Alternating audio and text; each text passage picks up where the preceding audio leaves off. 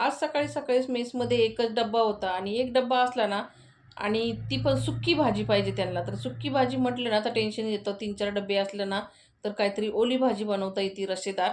तर चला असो काही हरकत नाही. भेंडी होती घरामध्ये स्वच्छ धुवून घेतली, सुती कापडाने पुसून कट करून मधून चिरा देऊन घेतला. आता इथं मी भाजलेल्या शेंगदाण्याचा कूट घेतलाय. त्याच्यामध्ये ठेचलेला लसूण टाकलेला आहे. घरगुती मसाला, लाल काश्मीरी मिरची पावडर, धना पावडर, हळद, चवीपुरतं मीठ टाकून मिक्स करून घेतलं आणि भेंडीमध्ये मसाला दाबून भरून घेतला.